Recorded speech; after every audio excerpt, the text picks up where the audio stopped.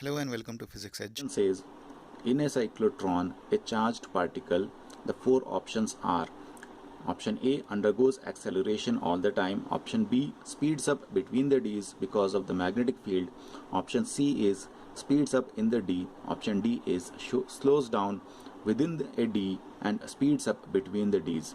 The answer for this one is option A. It undergoes acceleration all the time because it is in a circular motion, and when the particle is in circular motion, it is undergoing the acceleration. Question says the number of turns in a coil of galvanometer is tripled. Then option A says voltage sensitivity increases 3 times and the current sensitivity remains constant. Option B is voltage sensitivity remains constant and the current sensitivity increases 3 times. Option C says both voltage and current sensitivity remains constant. Option D is both voltage and current sensitivity decreases by 33%. The answer for this question is option B. The voltage sensitivity remains constant and the current sensitivity increases by 3 times. The reason for that one is we have the equation theta by I equals NBA divided by C. Now theta is the current, that is the sensitivity of the galvanometer, that is the number of deflection per unit current, N is the number of turns, A is the area of the coil, and B is the magnetic field, and C is the constant, that is the spring constant we can take for the tau. Now if there is a change in the number of turns, then the current sensitivity is going to change, whereas if we check the equation for theta by V, then what we are going to get here is it is NBA divided by C into R. Now in this case the voltage is dependent on the number of turns, but at the same time it is also dependent on the resistance, and resistance itself is dependent on the length of the wire. So whatever the increment in sensitivity is going to happen, that same thing will be appearing in the resistance, hence it cancels out. Hence the current sensitivity changes but the voltage sensitivity remains constant. Next question reads, a circular current loop of magnetic moment M is in an arbitrary orientation in an external uniform magnetic field B. The work done to rotate the loop by 30 degrees about an axis perpendicular to its plane is. Options are: option A is M into B, option B is root 3 MB divided by 2, option C is MB divided by 2, option D is 0. The answer for this question is option D, that is the 0. The reason for that one is because the coil is going to be rotated in an axis which is perpendicular to the plane of the coil itself. Hence there is no work is going to be done, as the area does not change. The area of the coil will not change. Hence the area, if the area does not change, no work is going to be done. Area changes, the number of flux lines, that is the magnetic flux lines that are going to be cut by the coil, those are not going to change. If that doesn't happen, the area does not change, work done will remain 0. Next question says, in a permanent magnet at room temperature, the options given are: option A is magnetic moment of each molecule is 0, option B the individual molecules have non-zero magnetic moment which are all perfectly aligned, option C is domains are partially aligned, option D is domains are perfectly aligned. The answer for this question is option C, the domains are partially aligned. The reason is, even in the case of a permanent magnet, all the domains are not perfectly aligned, as there are thermal agitations in the atom, due to which the alignment will be slightly disturbed, but yet the magnetic moment will be held, but they are not perfectly aligned. Next question is, coercivity of a magnet where the ferromagnet gets completely demagnetized is 3 into 10 power 3 ampere per meter. The minimum current required to be passed in a solenoid having 1000 turns per meter so that the magnet gets completely demagnetized when placed inside the solenoid is. Options are: option A is 30 milliampere, option B is 60 milliampere, option C is 3 ampere, option D is 6 ampere. Now in this question we need the intensity of the opposing magnetic field which demagnetizes the given magnet. Now for this we have the magnetic intensity H is given by N times of I. Now in this case H is the magnetic intensity and I is the current that is to be passed. Now N is the number of turns. Now in this case we want the value for I. So this equation can be rearranged as H by N. So this can be further written as 3 into 10 power 3. That is the magnetic intensity, and the number of turns is 1000. So this can be simplified. For the current is I is 3 ampere. There is option C. Next question says, which of the following nuclei has shorter mean life? A graph is given, and in that graph contains 3 curves A, B and C. And the options are, option A is A, option B is B, option C is C, and D it is same for all. The answer for this question is option A, because the slope of the graph gives the activity.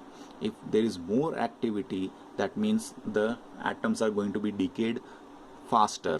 That means it is going to have a shorter half-life and a shorter mean life. Similarly, if the activity is slower, it is going to have a longer half-life and there will be a longer mean life. Hence the answer is option A. Next question is, the conductivity of a semiconductor increases with increase in temperature because the options are, the number density of charge carrier increases, option B is relaxation time increases, option C is both the number density of the charge carriers and the relaxation time increases, option D is the number density of current carriers increases, relaxation time decreases, but the effect of decrease in relaxation time is much less than the increase in number density. Answer to this question is option D, because as the temperature increases, the number density of charge carrier increases. According to the equation, N equals C T power 3 by 2 e power minus E into KT divided by 2. The number density increases according to this equation. Hence, as the temperature increases, the number density of the charge carriers increase, resulting in the conductivity in the semiconductors. Hence the answer is option D. Next question. For a transistor amplifier, the voltage gain, option A says remains constant for all frequencies, option B says is high at high and low frequencies and constant in the middle frequency range. Option C is low at high and low frequencies and constant at the mid frequencies. Option D says constant at high frequencies and low at low frequencies. The answer for this question is option C. It is low at high and low frequencies and it remains constant at the mid frequencies. So if we check the frequency response curve of a transistor amplifier, we get a graph something which resembles like this, and this x-axis represents the frequencies and the y-axis represents the gain. It can be of voltage gain or it can be the current gain. Now if we look at this graph, the lower frequencies will have less gain, the higher frequencies will also have less gain, but the intermediate frequencies will have the maximum gain. Hence the answer for this question is option C. Next question says, in the following circuit, what are P and Q? A logic circuit is given and the options are given as, option A is P equals 0, Q equals 0, option B says P equals 1, Q equals 0, option C says P equals 0, Q equals 1, option D says P equals 1, Q equals 1. Both the gates given are NOR gates, and we know that for a NOR gate the output is Y is equal to A plus B whole bar. Now if we consider the gate 1, we are going to have one of the input is given as A, let's take it as to be 1, and that 1, if any of the input for the OR gate is 1, then the output of the OR part of the gate is going to be 1. But there is at the end there is a bubble and that is going to invert the output. Hence the answer which was supposed to be 1, it is going to become 0. Now this implies P is going to become 0. Similarly, if we consider the gate 2, the input, one of the input, let us assume it to be B, it is given as 0, and if it is a 0, it is going to become a 0 for the output part of the. Now let us also consider that the P is already become 0. Two zeros are going to be the input of OR gate. The output of the OR gate is going to be a 0, but there is a bubble at the end that is going to invert the output. Hence it implies Q is going to become 1. Hence the answer for this question is option C, P is equal to 0 and Q equals to 1. Antenna uses electromagnetic waves of frequency 5 MHz. For proper working, the size of the antenna should be. The options given are: option A is 15 meter, option B is 300 meter, option C is 15 kilometer, and option D is 3 kilometer. We know that the frequency, the relation between frequency, velocity and the wavelength is given by C is equal to F lambda. And if we want lambda, we can rearrange the equation as C by F. So C is 3 into 10 power 8 and F is given in the question as 5 into 10 power 6, that is 5 megahertz. This can be simplified and we get an answer of 60 meter. Now the antenna should be of the length, the antenna size should always be, it is given as lambda by 4. It should be a quarter wavelength antenna. So it is going to become 60 divided by 4. It becomes 15 meter. Hence the answer for the question is option A. Question is, if P, Q and R are physical quantities having different dimensions, which of the following combination can never be a meaningful quantity? The options are P minus Q divided by R, option B is PQ minus R, option C is PQ divided by R, option D is PR minus Q square divided by R. Option A, that is P minus Q divided by R. The reason is principle of homogeneity. There in this question we have a difference in the numerator which contains two different quantities, which is the violation of the principle of homogeneity. Shows the variation of velocity v with position x for a particle moving along a straight line. The graph given is a velocity position graph. The question being asked here is, which of the following graph shows the variation of acceleration with the position x? Now the four options are given in the form of graphs. Now if we look carefully, the graph given in the question has a negative slope. So that means it should start with a negative slope and it is going to end with a 0, because the velocity is at x equal to some, when the graph is intersecting at the x axis, it is having a 0 velocity. That means it should end with a 0.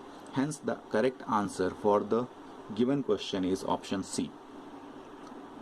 Question is, the trajectory of a projectile projected from origin is given by the equation y equal to x minus 2x square divided by 5. The initial velocity of the projectile is.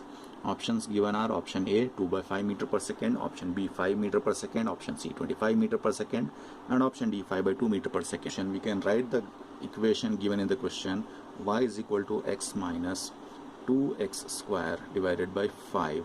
Now from this equation we know that the tan theta is going to be 1, because the coefficient of this x is 1. So that means theta is equal to 45 degree, because tan 45 is going to give us 1. Now we also have that 2 by 5, that gives us our equation for this one is g divided by 2u square cos square theta. Now this is from the equation of the projectile. Now if we equate the terms, that is 2 by 5 is going to be equated to g divided by 2u square cos square theta.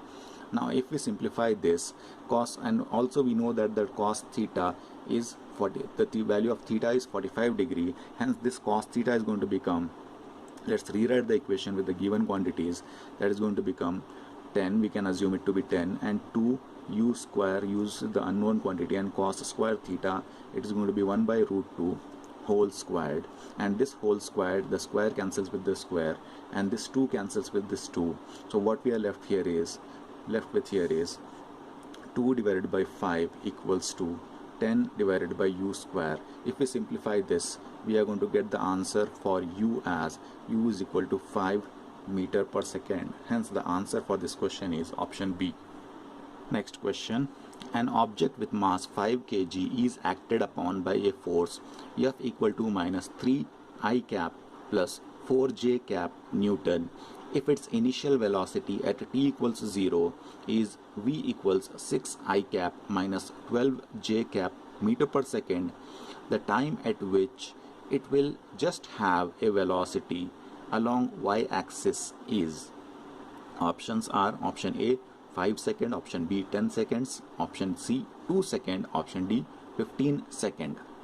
The solution. Let's write the equation of the force given in the question. F is given as minus 3 I cap plus 4 j cap. Now we also know that this can be equated as mass into acceleration, and mass is given as 5 kg. So if we rewrite this equation just for acceleration, we can get the acceleration vector as minus 3 by 5 I cap plus 4 by 5 j cap. Now this is our acceleration. This can be written as A is equal to ax of I cap plus ay j cap. That means we can equate ax equals minus 3 by 5, and at t equals to 0 the velocity is given as v equals 6 I cap minus 12 j cap, and this can also be further written as v equal to vx I cap plus vy j cap. So further we can equate vx as 6. Now we have the value for acceleration, we also have the value for the velocity.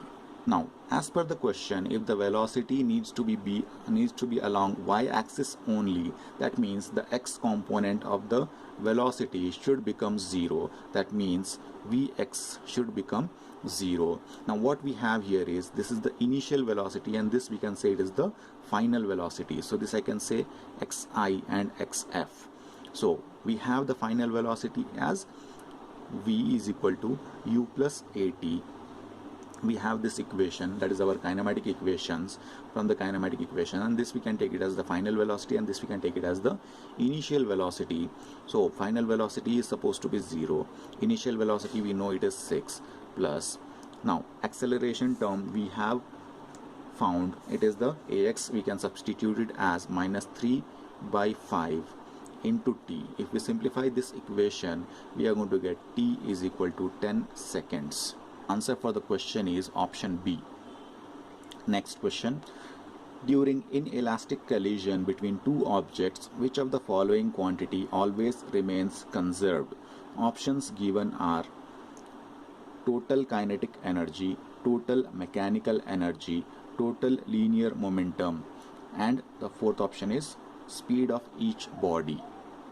Now the answer for this question is total linear momentum, because in an inelastic collision only the momentum is going to be conserved, whereas the kinetic energy is not going to be conserved. Hence if the kinetic energy varies, the total mechanical energy also varies. The answer for this question is option C, that is the total linear momentum. Question. In Rutherford experiment for head-on collision of alpha particles with a gold nucleus, the impact parameter is, options are 0, option B is of the order of 10 power minus 14, option C is of the order of 10 power minus 10 meter, option D says of the order of 10 power minus 6 meter. The answer for the question is option A, 0, because for the head-on collision the impact parameter is 0 as it retraces its own path before the collision. Frequency of revolution of an electron revolving in the nth orbit of hydrogen atom is proportional to, option A is 1 by n square, option B is n, option C n independent of n, and option D is 1 by n cube. Answer is option D, because we have the equation for time period of revolution. T can be written as 2 pi r, that is the circumference of the orbit, divided by velocity v. We also have the frequency f is given as v divided by 2 pi r. Now if we substitute the value of v from this equation into this one, we get the velocity as 1 by n. It is velocity is proportional to 1 by n, and we also have r is proportional to n square. Hence f can be written as proportional to 1 by n cube. Hence the answer is option D. 1. A hydrogen atom in ground state absorbs 10.2 electron volt of energy. The orbital angular momentum of the electron is increased by. Option A is 1.05 into 10 power minus 34 joule second. Option B 2.11 into 10 power minus 34 joule second. Option C 3.16 into 10 power minus 34 joule second. Option D says 4.22 into 10 power minus 34 joule second. The energy absorbed by the electron is given as 10.2 electron volt, and we have the energy of the nth orbit is given as minus 13.6 divided by n square, and that will be in terms of electron volt. Now we have that electron energy in the first orbital E1 is given as minus 13.6 electron volt. Similarly, E2 can be found, and it is given as 3.4 electron volt. And if we subtract these two values, we are going to get the value of 10.2 electron volt. Now we have L2 minus L1 should be equal to N2H divided by 2 pi minus of N1H divided by 2 pi. Now if we take the common terms and simplify this thing, we are going to get the value of Planck's constant, that is 6.62 into 10 power minus 34 divided by 2 pi is 6.28.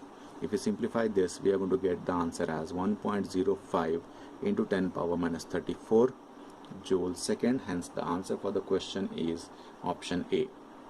Next one, the end product of decay of thorium 90-232 is lead Pb 82-208. The number of alpha and beta particles emitted are respectively option A 3,3, option B 6,4, option C 6,0, option D 4,6. Answer for this question is option B, that is 6,4, because what is changing here is that is thorium 90-232 is changing to lead, that is Pb 82-208.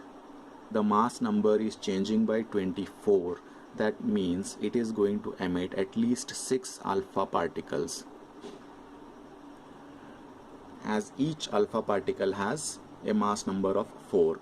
Similarly, a proton number should decrease by 12, that is from 90 to 82, plus the alpha particles which have been emitted has to be compensated. So it should decrease by 12, but the change in proton number is by 8. Hence there should be 4 beta particles that should be emitted, so that the proton number is increased by 4. Hence it is going to be compensated. Hence the answer for the question is option B. Next one, 2 protons are kept at a separation of 10 nanometer. Let Fn and Fe be the nuclear force and the electromagnetic force between them. The given options are Fe equals Fn. Option B says Fe is much greater than Fn. Option C says Fe is much less than Fn. And option D says Fe and Fn differ only slightly. The answer for this question is option B, because as the separation is less than Fm, the electromagnetic force is greater than the nuclear force. Hence the electrostatic force will be much bigger than the nuclear force, because the nuclear force is also a very short range force, so it is going to be acting within a range of few Fm, that is the femtometers. If you like the video, please subscribe to the channel, and thanks for watching.